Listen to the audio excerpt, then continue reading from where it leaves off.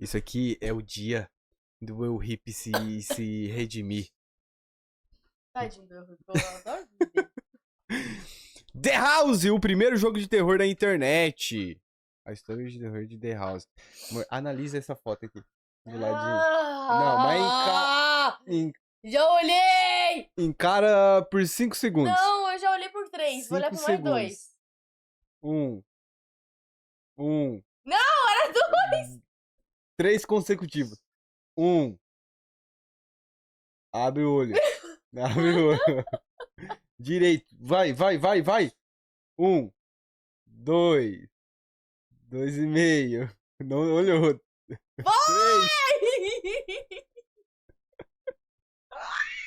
Que horrorosa, Foto amor! diabólica, mano.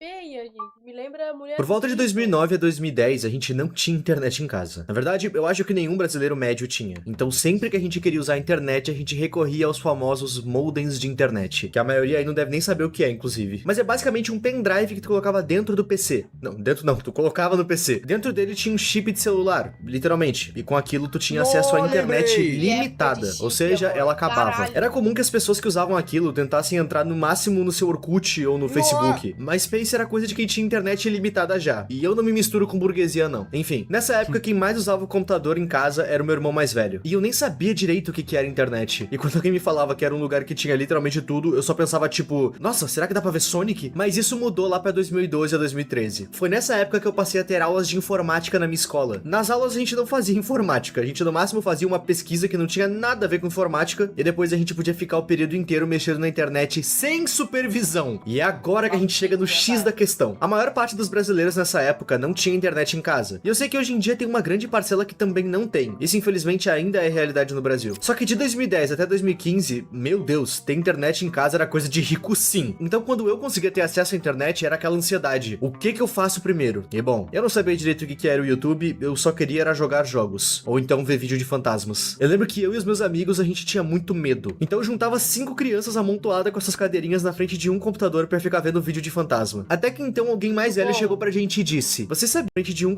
computador pra Pokémon também é estranho, não?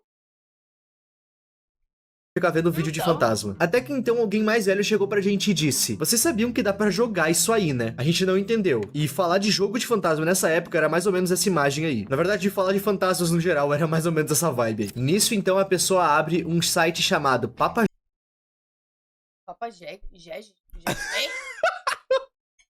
Como que é o nome? Gegis ou Jegues?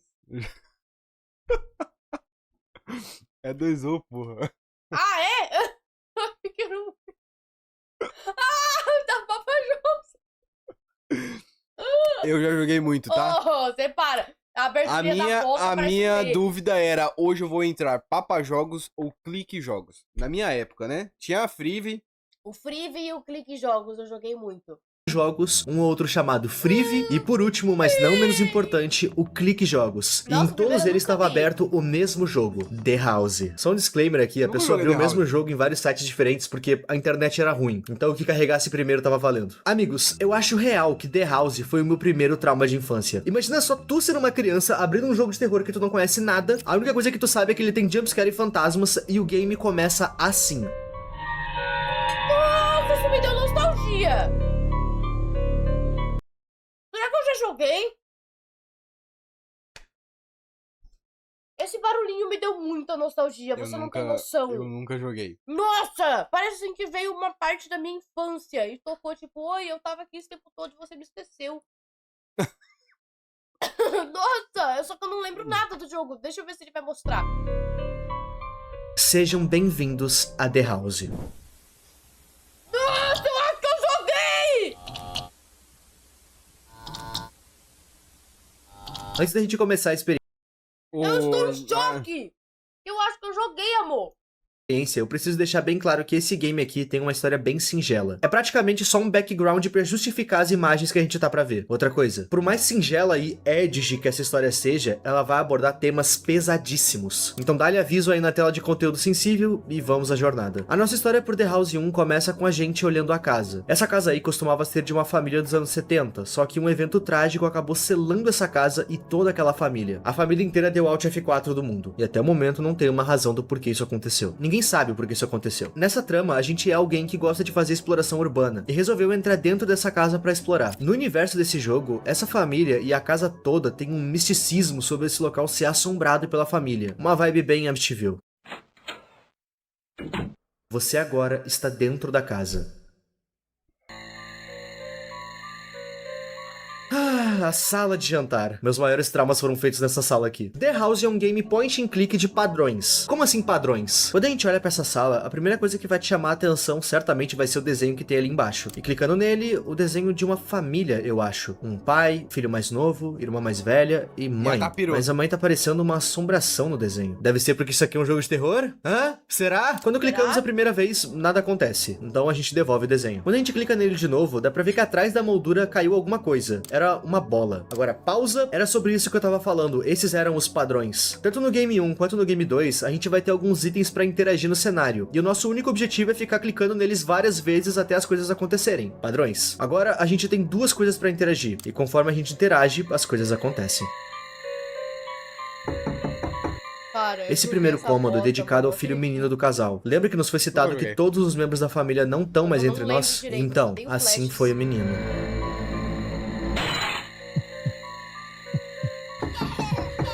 Nessa parte do game, naquela janela, vai aparecer o fantasma do menino sentado, seguido da sua risada. E, bom, quando a gente olha onde quebrou o vidro na moldura do desenho, dá pra ter uma ideia de como o menino se foi. E eu não posso mostrar porque, né, eu acho que vocês estão ligados o que tá faltando no menino. A própria bola que tá no chão deixa bem claro isso.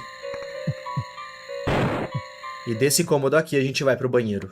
O bizarro é você jogar isso em criança e você não entender bosta nenhuma.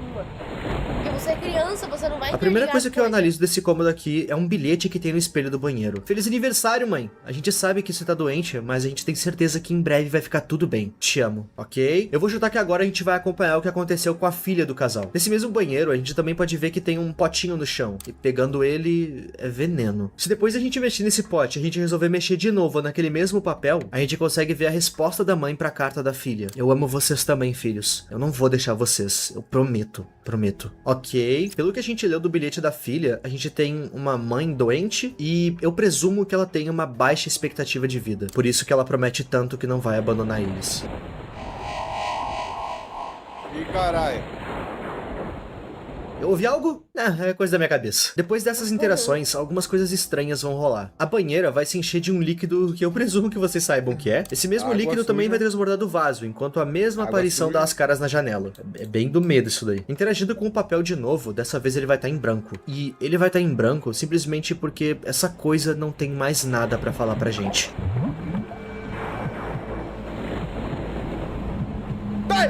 Porra.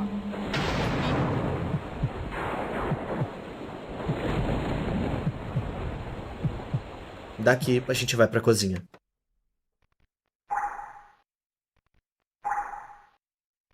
Esse é o cômodo que mais... Se eu tenho, sei lá, mano, 10 anos e jogo uma desgraça dessa aí, mano, eu nunca mais entro no computador na minha vida. Cara, o pior é que eu joguei numa fase que eu era maluca por coisa de terror. Psicopata, eu adorava ver coisas de terror e tudo que tinha terror. Ah! E sabe quando você não lembra que direito, tipo, da fase que você jogou, mas você lembra que você jogou? Eu tenho muito claro os sons, ali que nem o vaso saindo sangue. Nossa, me deu uma nostalgia muito gostosa, Que loucura. cara. Muito gostosa. me assusta até hoje, e também é o que tem a cena mais gráfica do jogo, na minha opinião. Nessa sala a gente tem uma bonequinha pendurada num negócio, e ela é muito feia. E também não parece ter utilidade alguma pra cena. O que realmente nos importa agora é aquele calendário na parede. Mexendo com ele a gente consegue ver uma data anotada, 5 de março, sexta-feira, tratamento de câncer. Provavelmente era essa a doença da mãe, a doença que ela teria baixa expectativa de vida. Provavelmente essa data simboliza quando o tratamento se iniciou, e durante esse momento, depois que a gente leu a data do tratamento, a gente vai conseguir ouvir um som de choro vindo de longe, dando a entender que a gente não tá sozinho nessa sala. Eu sei que pra você, adolescente, super edgy, que gosta de assistir Urban Spook, ver esses PNG se movendo pode soar super tosco. Mas eu já tenho alguns Mas não é quotes eu sobre não. isso. Continuando, Eu isso que a gente não. acabou de ver é o provável espírito da filha do casal. Mas onde é que ela tá? Peraí, vocês viram isso daí? Caiu um papelzinho do céu. Quando a gente interage, a gente consegue ver que se trata de uma identificação estudantil de uma aluna chamada Maria S. Julie. Essa carteirinha também deixa claro que os eventos que a gente tá olhando agora se passam entre 1980 a 1983. Eu digo os Ruim eu achei o outro negócio. Ah, verdade. Tem que gerar que Kiev, ó. É verdade. Esse aqui tá da hora. eventos de agora, porque o nosso personagem pode muito bem estar vindo explorar essa casa em 2005, que é o ano que esse jogo foi lançado. Enfim, é um pouco estranho esse negócio de ter caído de cima, né? Então, depois da gente analisar isso, a gente acaba vendo o corpo dela. E eu não posso mostrar, como eu citei, é bem gráfico, mas, bom, aquela boneca não era sem utilidade. Ela é um mórbido presságio do que a gente tava pra ver. Um mórbido presságio. Essas palavras complicadas. A sala aí, de mano. estar é o cômodo do pai da família. E tudo que a gente tem aqui é uma foto num quadro grande dele e um rádio no chão. E, rapaziada, no momento que eu tava escrevendo esse roteiro aqui, eu tava toda hora olhando pra trás porque eu tava genuinamente com medo. Eu não sei, esse jogo me dá calafrios de verdade. The House, a série de jogos, é um dos maiores traumas da minha infância. E eu ainda vou explorar essa pauta mais adiante no vídeo. Só que revisitar isso pro vídeo, ao mesmo tempo que foi muito legal, foi bem terrível. E se eu tava assustado olhando a gravação pra escrever esse roteiro, imagina como é que eu não tava jogando o jogo. Sorte que eu tava em cal pra não me sentir tão sozinho. Cara, tá aí, cara. Tô? Cara, eu tô cagando de medo, irmão. Deixa eu cheirar. Cheirar? Quando a gente interage com a foto do pai, ela aparece uma foto normal, exceto pelos olhos. Tem alguma coisa errada com esses olhos. Quando a gente interage com o rádio, ele faz o que um rádio deveria fazer e toca coisas. O que ele toca parece muito com uma estática e não dá pra de fato diferenciar o que tá aparecendo ali. Quando a gente interage de novo com a foto do pai, agora sim realmente tem algo estranho com essa foto. Eu só não sei dizer o que. E como não tem nada mais pra fazer, eu resolvo mexer no rádio de novo. Essa música, por que eu não tô surpreso? Se a gente interage agora com o quadro do pai, ele entorta. E não demora muito, ele cai, revelando um fundo falso atrás dele. E lá dentro a gente encontra duas coisas. Uma carta, e ela diz o seguinte: desculpe e adeus, querida. Eu sou tão sortudo de ter você, eu sempre vou te amar. E a segunda coisa que a gente encontra é um revólver. E aqui a gente tem uma clara junção para as coisas darem errado.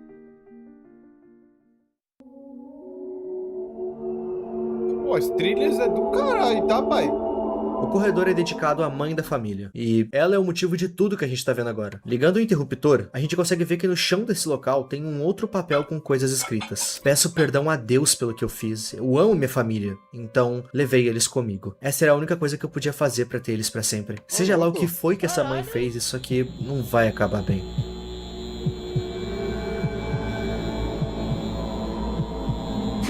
Estamos sem energia, mas uma coisa que a gente não tá é sem companhia.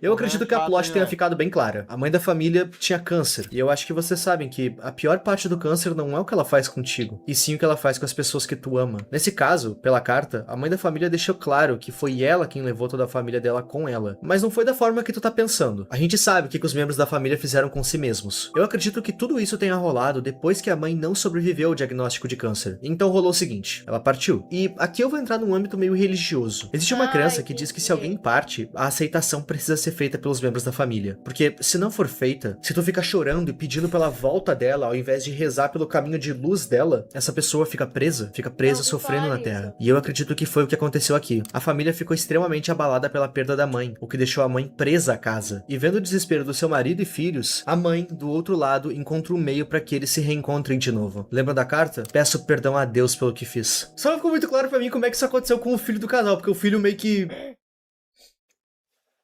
Eu acho que isso que aconteceu com o menino é só um jeito que o criador encontrou pra deixar a coisa assustadora. É um furo de roteiro que eu vou relevar. Agora, eu tenho duas coisas pra falar sobre tudo isso que a gente acabou de ver. Eu sei que boa parte do público vai achar essa explicação que eu vou dar agora sem sentido, porque pra eles é óbvio. Mas tem boa parte do meu público que não tá acostumada com duas coisas: web horror e flash player. Eu vou começar pro web horror. Vocês sabem como é que a gente consumia horror de internet por meados de 2008 até 2010? Então, a gente não consumia, porque praticamente não tinha. O máximo que a gente tinha era blogs com texto, creepypastas, né? E uma ou outra imagem. E esse jogo aqui é baseado exatamente nisso. Eu não vivi isso. Cara, eu fico tão triste. triste, porque eu sempre fui muito... Na minha adolescência, eu era muito fã de terror. E como que eu não descobri a existência das creepypastas? Eu fui descobrir agora, com 24 anos de idade. Irmão, desde que eu me conheço por gente, eu odeio terror, velho. Sério? Então, tipo, eu acho que a única coisa que eu assistia de terror e era meio que forçado ainda era quando meus tios assistiam Gugu e passava lendas urbanas. Nossa! Acho que era a única coisa que eu acabava consumindo de terror de tabela, porque de resto, mano, eu tentava correr de tudo. Vou te falar, eu me cagava de medo das lendas urbanas Ô, do Gugu. Eu sonhava, mano. Cara, com você essas desbloqueou porra. uma memória muito boa agora. Cara, pra tu ter uma ideia, quando eu assisti Todo Mundo em Pânico pela primeira vez, quando eu era novo, eu sonhei com essa desgraça, mano. Com um bicho me caçando. Ai, eu acho tão paia. Cara, eu lembro até hoje. Acho que foi o primeiro pesadelo que eu lembro que eu tive um pesadelo, tá ligado? Tu já Sério? teve isso? Eu lembro, que na época eu fazia aula de violão. Eu lembro que eu tava correndo desse desgraçado. Esse desgraçado, eu saí lá de casa correndo, fui até a aula de violão, me escondi lá. O filho da puta usou meu irmão como refém. Eu ataquei ele, alguma coisa assim. Ele pegou, na hora que ele me deu a facãozada, e isso que ele nem usa facão, me deu uma facãozada na cabeça, eu acordei. Caralho, você ainda lembra? Lembro, porque é a primeira vez, tá ligado? O que eu sonhei ontem eu não lembro. Porém, essas coisas eu consigo lembrar. Velho. Cara, eu tenho um pesadelo que eu tive muito pesado. Acho que se eu contar aqui agora vai pesar o clima. Não, Isso. não precisa Sabia não. aquelas Você- imagens você clássicas Você de tem o dom de pesar o clima. É melhor então deixar não, quieto. deixa quieto. E uma ou outra imagem. E esse jogo aqui é baseado exatamente nisso. Sabia aquelas imagens clássicas de fantasmas que a gente via por aí? Tudo preto e branco e um vulto no canto e etc. Então, esse game é totalmente baseado nisso. Porque de 2005 até 2008, era esse o terror de internet que a gente tinha. Eu acho muito legal como The House, sendo desses tempos, consegue nos transportar muito bem pra essa época da internet. Gostar de levar susto naquela época era difícil, gente. Agora, por que esse game é só um monte de PNG e uma trilha que se repete por ele inteiro? E principalmente, por que ele é tão monótono? A gente só fica clicando nas coisas pra tomar susto. Então, como eu falei, 2008. Antes desse tipo de jogo, o máximo que a gente tinha era o Labirinto do Medo, que foi lançado em 2004. Como eu citei pra vocês, internet ilimitada e rápida Não, dá naquela pra época entender, né, não porque esse existia. jogo é assim. Ilimitada até existia, pra quem era rico. Só que rápida? Não. Então, pros sites fazerem a tua entrada neles ser válida, a coisa tinha que ser rápida. Na Newgrounds, por exemplo, vocês sabiam que as animações não eram upadas pra lá? O que era upado eram os PNGs e os vetores dos bonecos. Também, sei lá, o vetor de uma porta, de uma parede, enfim, cenário. Junto disso, uma instrução. Um código que fazia a animação em tempo real no PC da pessoa. Não ter que upar a animação, mas simplesmente upar os meios para que o próprio site faça a animação na hora, fazia com que as coisas carregassem mais rápido. Era por isso, inclusive, que a maioria das animações tinha um play pra tu iniciar como se fosse um jogo. E isso tudo era feito por, adivinha, Flash Player.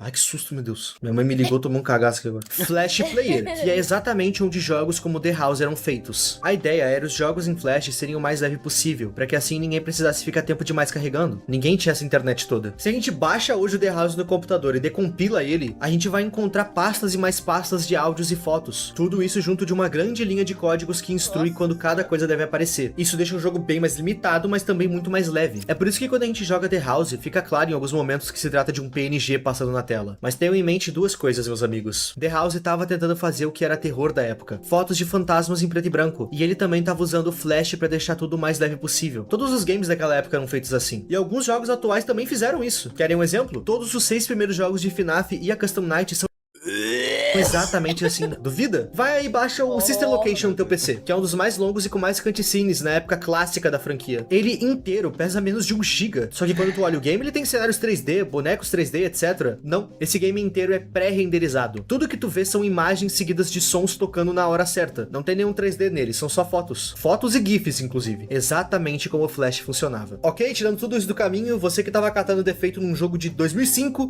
por favor, fica aqui comigo, porque a gente ainda tem o The House 2 pra analisar. 5 anos depois a gente tem a sequência de The House, que nos recepciona da exata mesma forma.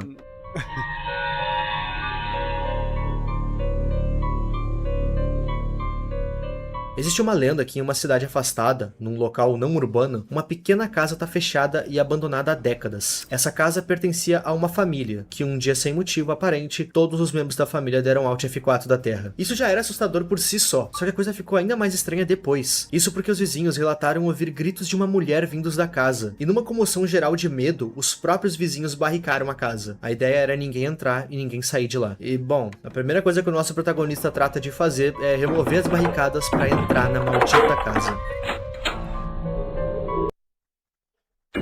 Você agora está dentro da casa.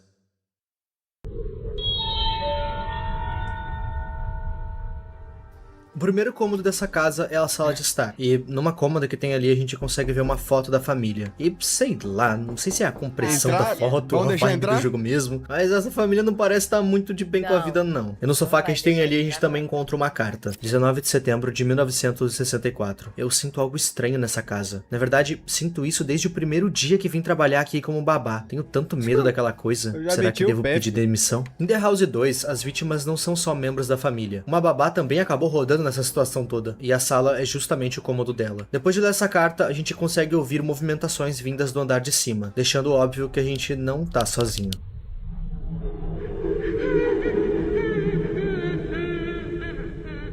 O espírito da babá é um dos únicos que não vai tentar nos fazer mal ou nos assustar. Não de propósito. Na verdade, a impressão que dá é que ela quer nos ajudar a resolver uma pendência que tem aqui nessa casa. E vocês já vão entender do que eu tô falando.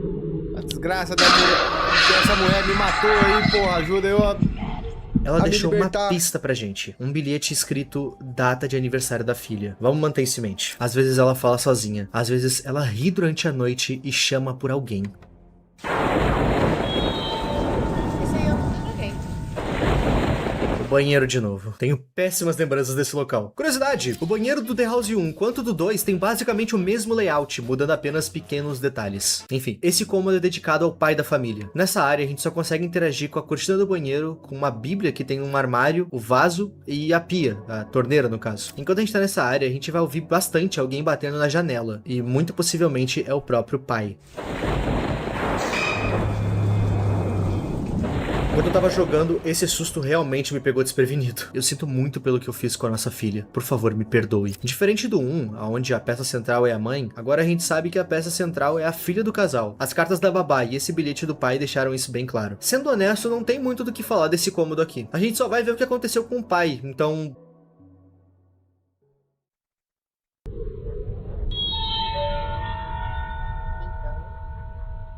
O quarto. Esse é o cômodo que a gente mais vai ter pistas do que tá rolando. Na parede do quarto a gente pode ver um quadro, e clicando nele, a gente descobre que se trata de um certificado de adoção. Nicole A. Mary. Ela foi adotada em dezembro de 1963. Ok. Os pais são Miles G. Rush e Mary Rush. Por enquanto tá tudo tranquilo. Depois de ficar um tempo interagindo com as coisas do quarto, alguns bilhetes vão começar a aparecer na parede em uma ordem específica. E juntando todos eles, a gente consegue a seguinte frase. Ela vem toda noite. Ela é muito boa brincando de esconde-esconde. Às vezes, eu sequer a encontro.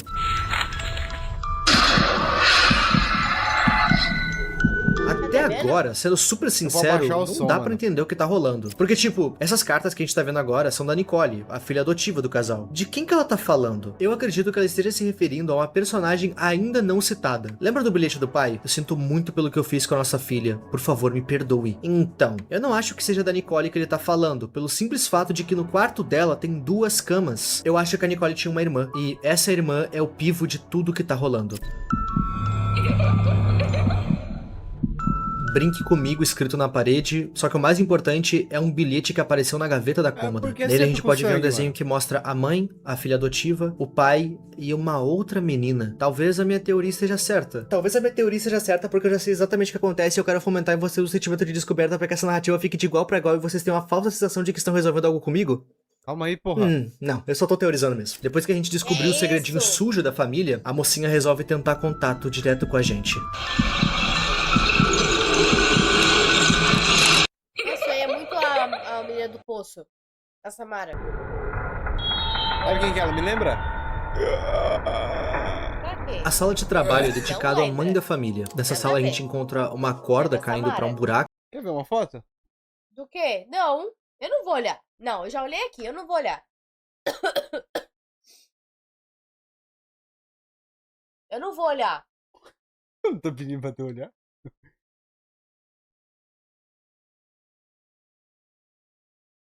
O que você tá olhando?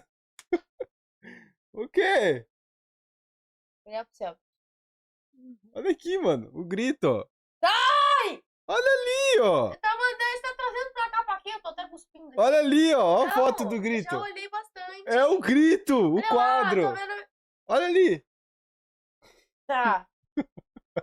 Eu tô vendo que ele tem um menininho, capetinha. Ó, o menininho, não tem problema. O menino também é um bosta. Para de fazer essas No... perguntas que eu fico com vontade de... Nossa, a mão saindo da cabeça. Tá olhando por quê? Para! Tira. Ih, mutou. Aqui, família. Muito idiota. A sala de trabalho é dedicado à mãe da família. Nessa sala a gente encontra uma corda caindo pra um buraco e um frasco de veneno. Aqui a gente também encontra uma certidão de nascimento de uma outra menina, a Rena Rush. Diferente da Nicole e Mary, a Rena tem o sobrenome do pai. Ou seja, a Rena provavelmente é uma filha biológica do casal. Detalhe que nessa certidão, do ano de 1947, Mary, a mãe, ainda tá com seu nome de solteira, Mary Svensson. Isso é só um detalhe e não parece ter nenhuma interferência na trama em si, eu só quis pontuar mesmo. A filha biológica do casal nasceu em 1947. E somente em 1963 Nicole foi adotada. E algo aconteceu nesse meio tempo. Por meio de um texto que a gente tem acesso no final do jogo, a gente descobre que a babá suspeitava que tinha algo estranho acontecendo. Ela deixou isso bem claro na cartinha que a gente encontra no início do jogo, inclusive. E ela, sem querer, acabou descobrindo que de fato o casal ao qual ela trabalhava tinha uma filha adotada, a Nicole. Mas ela também descobriu sobre a Rena, a filha que eles tinham, mas que sumiu. E descobrir isso custou a vida da empregada, que foi da sangue frio dentro da casa. Nessa hora no game, algo vai acontecer, é meio gráfico, eu não posso mostrar. Só que o que acontece é tão repentino que me assustou real enquanto eu tava gravando. Fiquem só com o áudio aí. Tá, esse aí eu me assustei. O primeiro que me pegou até agora, de verdade. Esse é...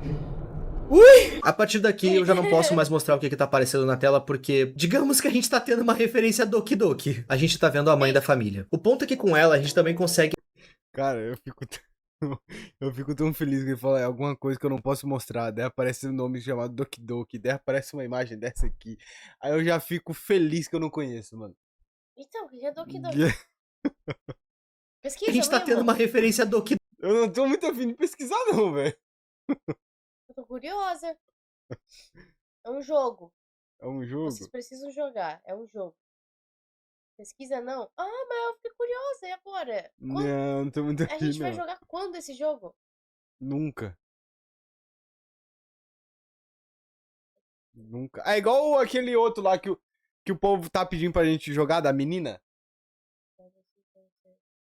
Como que é o jogo lá que vocês estão pedindo aí? Enchendo o meu saco pra jogar? Misside. Essa bosta aí. Doki, a gente tá vendo a mãe da família. O ponto é que com ela a gente também consegue a chave da safe room, a chave da sala de segurança da casa. Só que junto disso a gente também consegue um bilhete da mãe pra sua filha. Não aguento mais ver você sofrer assim. Descanse em paz, minha pobre criança. Cofre, amor. Cofre.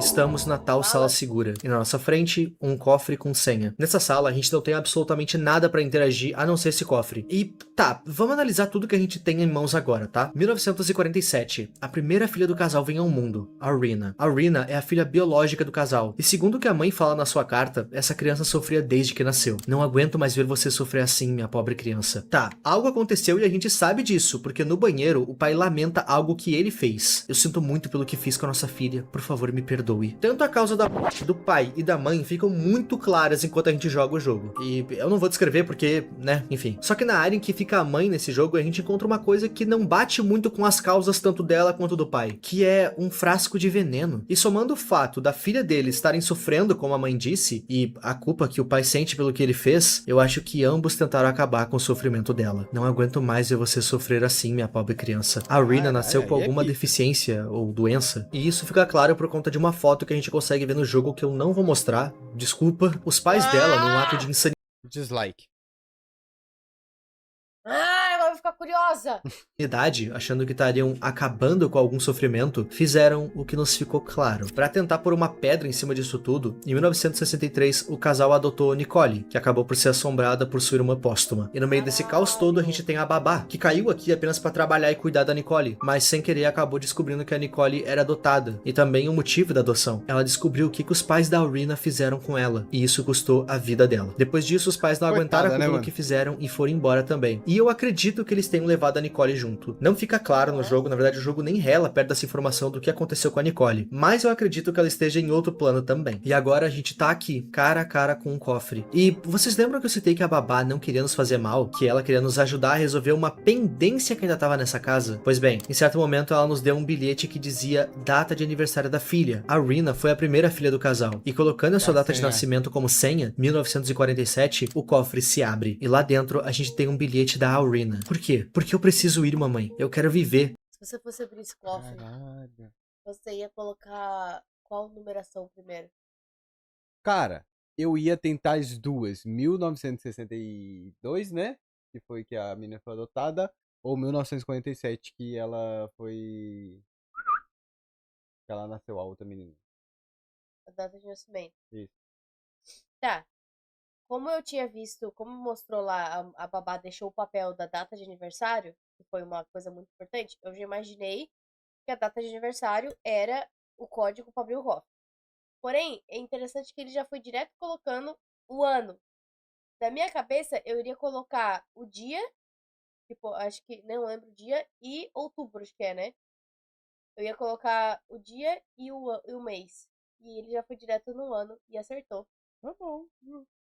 Tá? Aí eu queria ver se você tinha o mesmo pensamento que eu. Não, pelo se menos, fosse 4 dígitos assim Se é e no tem o ano. 1947. E é no ano, Uhum. tá.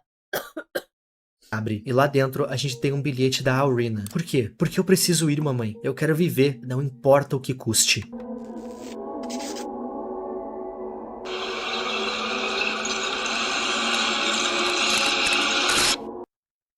Tá, aquilo ali me deu um gato.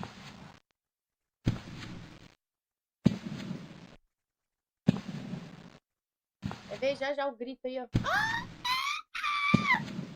Tá bom, pô. A gente finalmente libertou a Aurina. Depois que os pais da Aurina É isso, fizeram o que água. fizeram com ela, eles guardaram a prova cabal contra eles dentro desse cofre. O corpo dela. Ela assombrava a casa. Ela assustava e brincava de esconde-esconde com a Nicole. Foi ela que fez a babá sentir aquele mau presságio com a família. E é ela que tá aqui com a gente agora. Ó, igual acaba o primeiro jogo. Ó, esconde. Achou! E assim, meus amigos, acaba The House 1 e 2. Jogos muito parecidos, mas que não têm uma história compartilhada. The House tem uma trama bem mais simplista. Como eu citei no começo, a Mas ideia eu gostei dessa segunda história. Eu achei Eu achei ela legal melhor do que também. da primeira.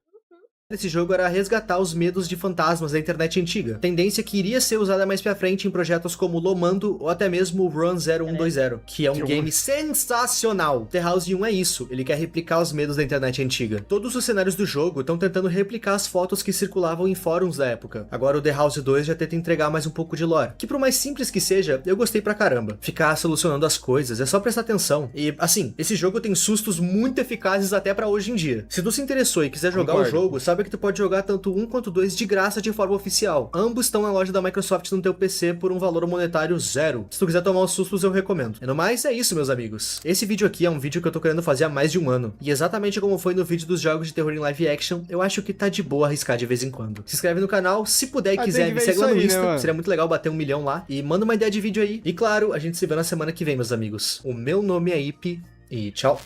É eu hippie, não eu hippie. É, mano, eu te falei, você tá falando toda hora Aí errado você isso fala aí. hippie. Não, é hip, porra.